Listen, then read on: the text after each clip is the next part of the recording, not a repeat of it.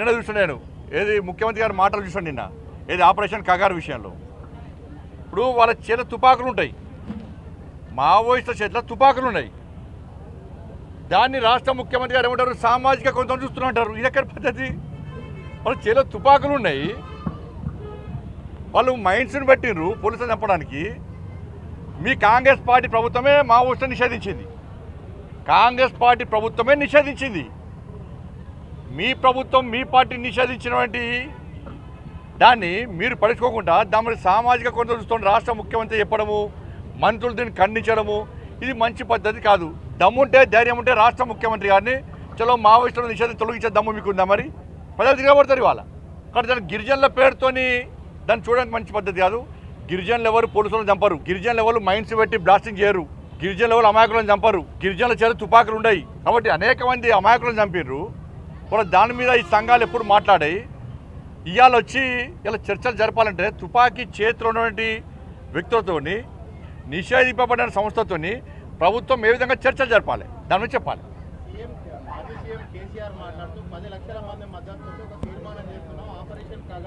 10 లక్షల మంది వచ్చిన మీటింగ్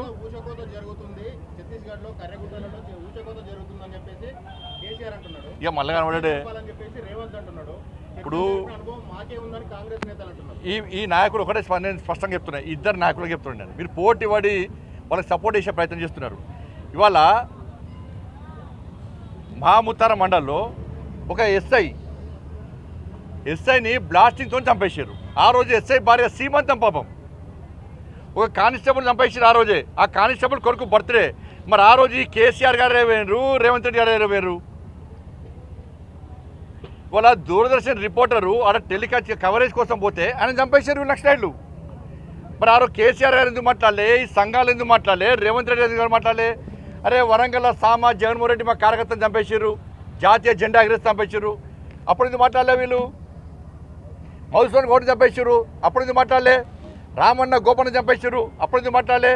మీ కాంగ్రెస్ పార్టీ నాయకులను చంపేశారు చాలామంది. శ్రీపాదరావు అజాతశత్రువు శ్రీపాదరావు గారిని చంపేస్తే ఇవాళ వాళ్ళ కాంగ్రెస్ పార్టీ నాయకులను చంపేశారు.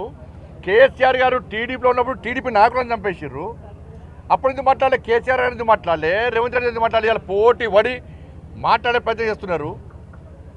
కేంద్ర బలగాలను మైన్స్ పెట్టి ఇదే ములుగు ఫారెస్ట్లో చంపడము వీళ్ళు సమర్థిస్తారా?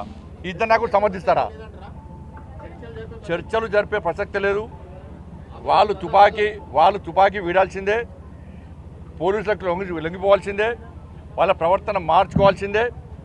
మీరు అది నిషేధిత సంస్థ, ఆ సంస్థతో చర్చలు జరిపే సందర్భమే రాదు. ఈ సంఘాల నాయకులు కూడా వాళ్ళు చేసినటువంటి అరాచకాలకు వీళ్ళు ఇందులో ఎందుకు స్పందించాలో సమాధానం చెప్పాలి. ప్రపంచంలో ఏ మూల ఏ క్షణం ఏం జరుగుతుందో వేగంగా తెలుసుకోవడానికి తొలి వెలుగు వాట్సాప్ ఛానల్ని ఫాలో చేయండి.